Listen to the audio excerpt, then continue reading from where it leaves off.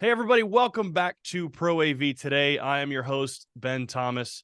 If you know anything about me and you've ever watched this show, you know that I'm passionate about not only the commercial side of the Pro AV world, but also the residential and so many other places that our technology exists. And when we think about that residential side of the world and we think about shows like Cedia, it's all too often it's easy for us as a community to kind of stay with the folks that we know and stay with what's familiar and talk about the integrated technology side of the world.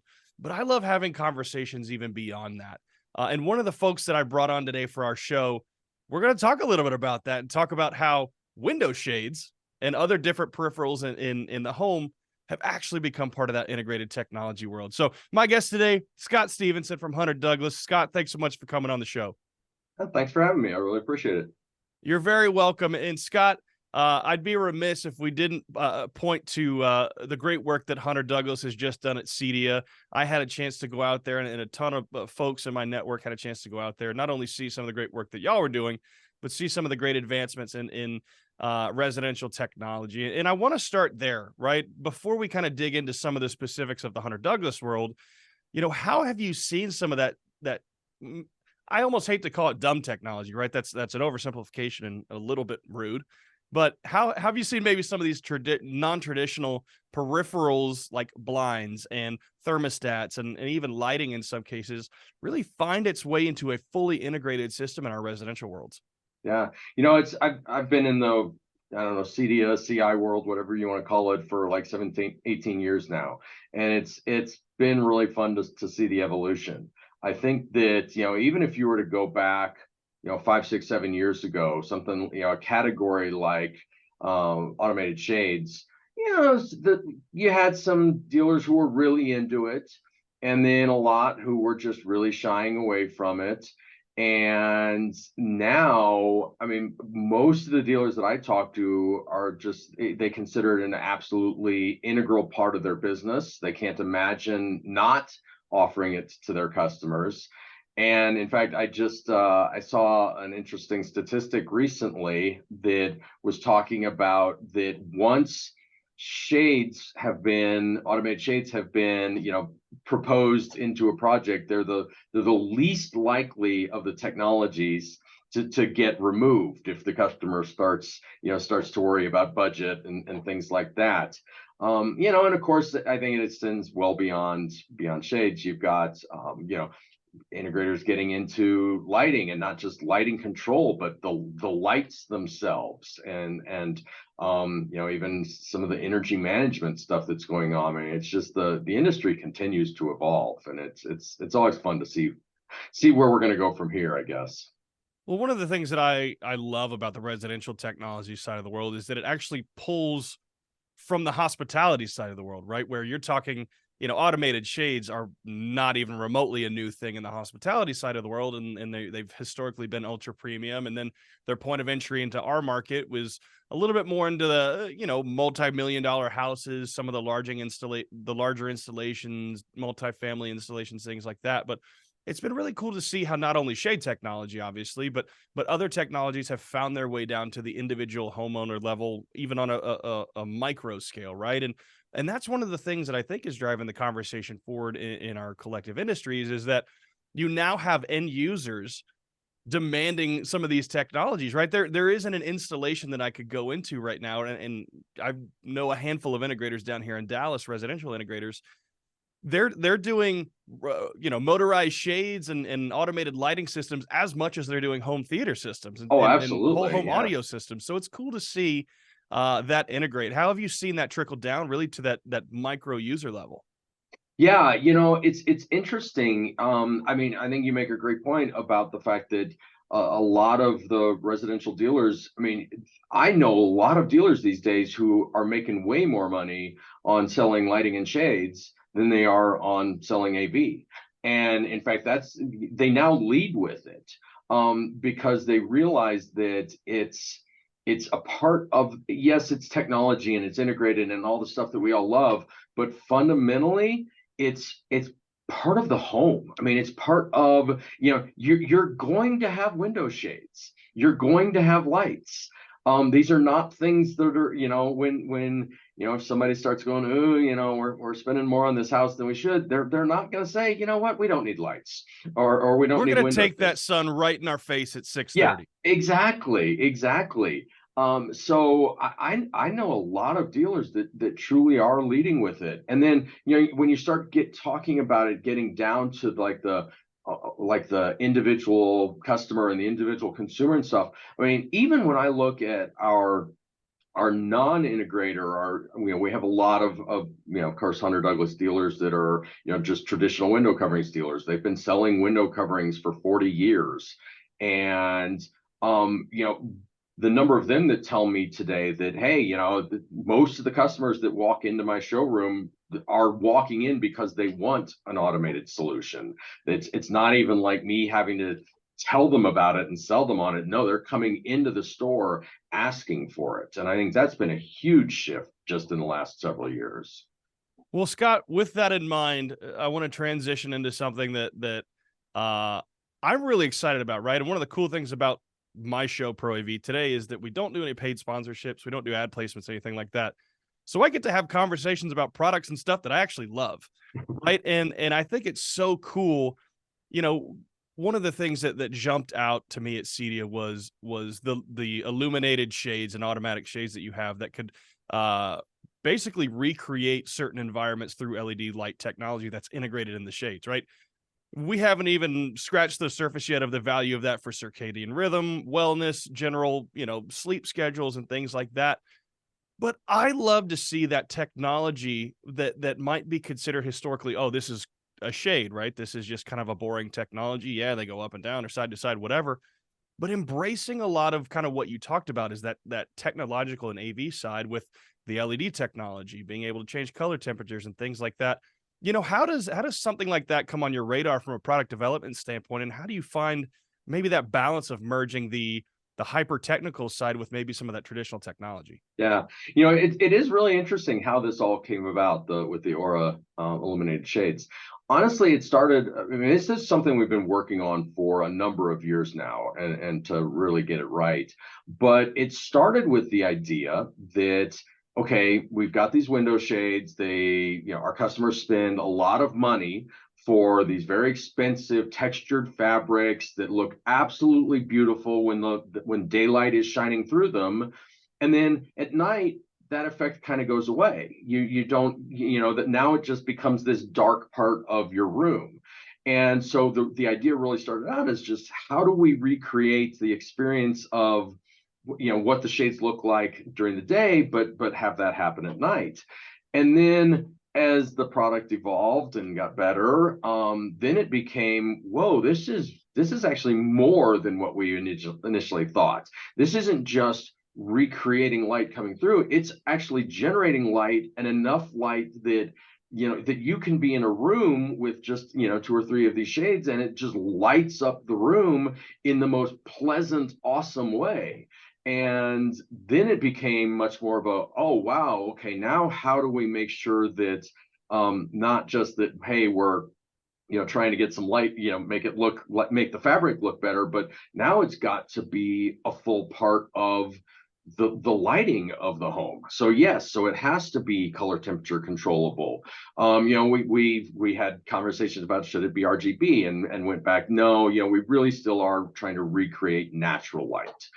That's what we're all about, is controlling natural light. And so but it just continued to evolve, and then suddenly, we were talking to lighting designers. We've never talked to lighting designers before, but lighting designers saw it and were like, hey, we want to talk to you about how do we incorporate this into our lighting designs. And especially when you think about like a lighting designer, a lot of times, they're really trying to avoid that harsh overhead light shining down, and do things like, washing the walls with light. But of course, in a lot of modern construction, you've got lots of glass and not a lot of walls. So now they were starting to say, well, how do we wash a wall with light when there's no wall there? But now they've got a way to actually, generate light from the space. So it's really interesting just how it evolved over time, from kind of one idea to something that's turned into a whole lot more than what we thought it would be. Well, I really love that you mentioned working with the lighting designers of the world, because at a very basic level, shades are designed to manipulate light, Yep. right? Or block, or, you know, literally shade from light, right? And one of the things that we see a lot of times with the holistic AV community is this idea that we have to shoehorn technology in places that it shouldn't be, right? And I almost call it gimmicky, right? Where it's like, oh, this I don't know, we'll say this lamp can strobe and it can do all these other things. You talk about RGB integration, right? There's a lot of different ways that people will create technology that exists in a little bit more of a gimmicky, oh, this is fun to have, nice to have type of world. But I love, when you talk about focusing explicitly on replicating that natural light, it's done with a purpose, right? The technology exists inside of the shade to serve a larger purpose. And one of the purposes that is near and dear to my heart is there are quite a few folks in my family, my extended family, who are nurses and doctors and work really weird hours, right? Hmm. So I know more about the circadian rhythm than probably many people in AV, which is strange and weird. But that's a purpose where something like this really creates a lot of value for somebody. And it's not a, hey, light up green whenever the Dallas Stars score, which is awesome and cool. But there's a lot of intentionality and purpose with these. Am I correct? Yeah, oh, absolutely. One of the absolute use cases we've heard a lot about is the one you just talked about of, somebody who works a strange schedule, getting up at 3 o'clock in the morning so that they can go off to work, or something like that. And that idea of, hey, you could now have your shade basically start to recreate what it would be like waking up to natural light, would be huge. And then same thing, maybe you're working late into the night. That ability have that adjust and make it feel like I've got natural light coming in when I don't. It's interesting. So my wife is a photographer, and she does a lot of photo editing at night, and she's very careful when she does that about what is the lighting like in the room, what's the color temperature of the light, because you don't want it to influence your perspective of the photos. And we put one of these aura shades in her home office, and now most of the time when she's working in there at night, it's the only light that she has on in the room, because she can control the color temperature, and it just creates this really nice light in there that isn't the harsh glow of overhead lights. So it's been pretty cool. Yeah, and I want to ask, as kind of a follow-up to that too, is, we talked a little bit about the end user at a micro level driving a lot of these demands and making requests for specific features like this. What are some of the ways, and we'll get to the dealer distributor channel in just a second, but specifically focusing on the end user, what are some of the ways that you make end users aware of this technology? Is it primarily through the dealers? Is it primarily through training, thought leadership, being at trade shows and referrals? What does that typically look like, and how does that process typically happen for an end user? Yeah, I think we're a bit unusual, especially within the custom install space. There aren't a lot of manufacturers that do significant consumer marketing. And we do. I mean, we do television advertising, we do radio advertising, we do podcast advertising, we do a lot of advertising in publications like Dwell and Architectural Digest and things like that. And then of course, lots of social media type stuff as well, that's very directed at the consumer level. And so I think that's definitely something that we bring. That, I mean, yeah, there's a handful of the big brands like a Sony or an LG that do the same thing, but obviously with a very different type of technology. But you don't see a lot of the, let's call them, the lighting companies or the shade companies or whatever, doing the kinds of consumer outreach, consumer marketing that we do. And I think that does help to drive that overall consumer awareness of just the technology capabilities as a whole. And I think that then gets to, like what I said earlier, about just customers walking in the door asking for it, because they probably saw something on TV in which the shades were just magically going up behind the person, and it's like, wait a minute, I didn't know that was possible. That's cool. No, you're exactly right, and especially in the residential side of the world too, the end user is the decision maker, right? That's not always the case in traditional commercial installations, Yeah. right? The decision maker might be a little bit higher up, but in residential, typically the decision maker is the buyer and the user, which is really cool. But one of the things that we've seen, and we see this across a lot of different B2B industries right now as a whole, but this idea of I can go on Amazon and buy an Alexa, or I can buy uh, shades, or I can buy whatever integrated piece of technology I want, stick it into my home and it'll work, right? That has impacted our traditional dealer channels, right? You talked about custom installation being one place that really has done a good job of kind of carving its own path there. But the role of the integrator has changed. The integrator, installer, and dealer has changed in the residential world. How have you seen that happen? And what are some of the ways that you are actually seeing a lot of value still created through that dealer channel?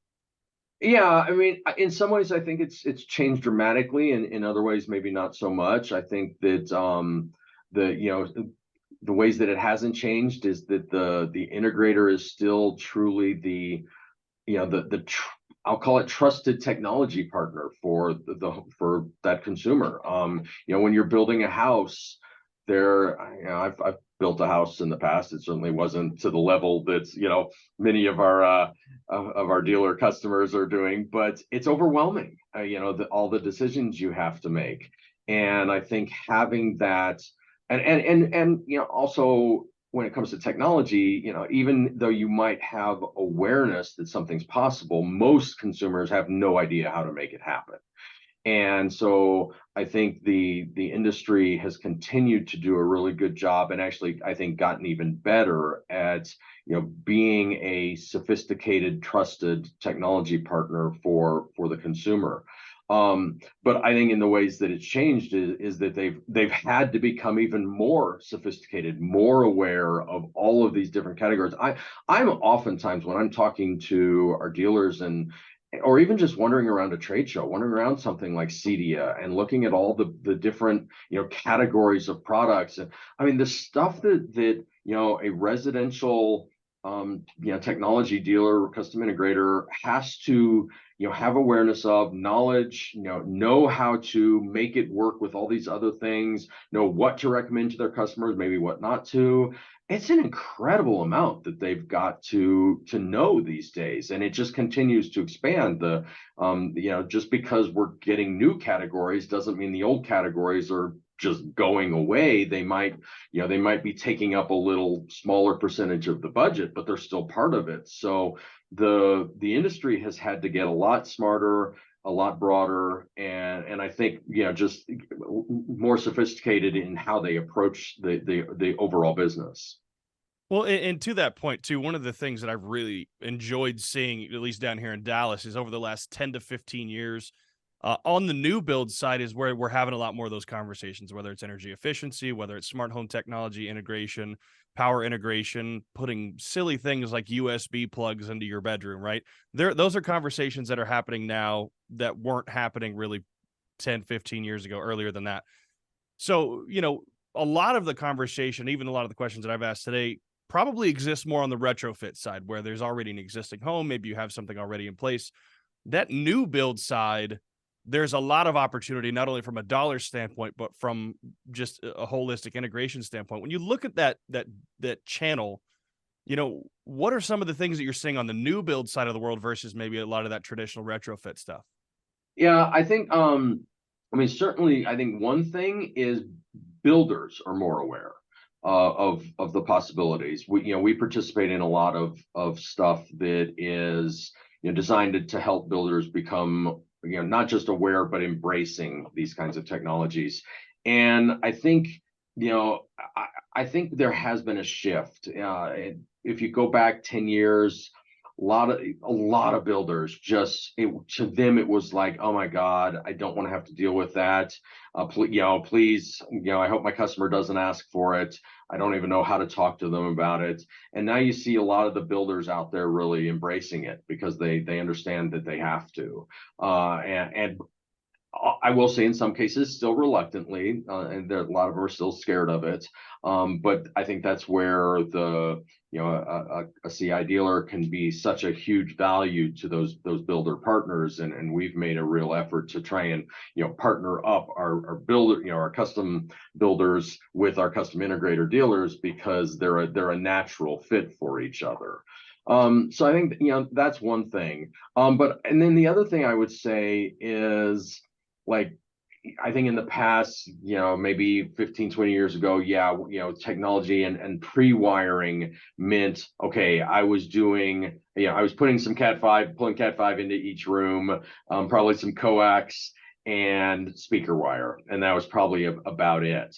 And now that pre-wire conversation is involving a lot more things about, especially like window coverings is one great example of that. But the number of builders that are contacting us and saying, okay, how do I plan for automated shades at the window so that my customers aren't having to deal with changing batteries all the time?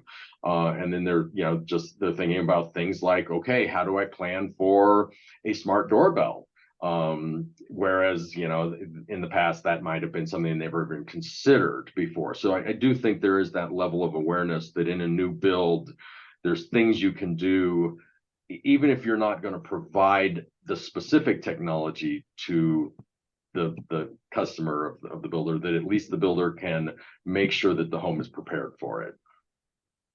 That is incredibly insightful, and really took me to a place I didn't even think of. Right, is builders almost having a reluctance sometimes because there's not always the understanding, because they're really good at buildings. Yeah. But that prefab process is so important, especially, obviously you talk about audio and whole home theater systems, not only power to projectors and speaker wiring, things like that, but now, to your point, having to manage signal flow to power shades and all kinds of sort of different applications inside the home that historically may not have been motorized. And I'm not building a new house anytime soon, but I'll tell you what, I'm going to take that advice the next time I do, because it really is so important from the builder side to have those conversations. And I want to give you the last word here, Scott. When you think about it could be Hunter Douglas specifically, it could be the residential industry as a whole. But when you think about maybe the next 5-10 years of evolution in the residential technology world, what do you see coming down the pipeline, and what are some of the things you hope to see?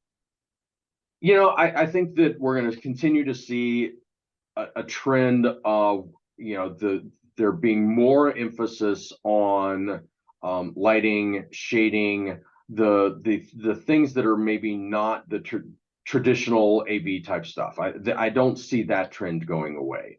And especially as we have a little bit of a softer economy here, back to there are things that get value engineered out of projects, and oftentimes it's the home theater that's going to get value engineered out, not the shades or the lights. So I don't see that trend changing.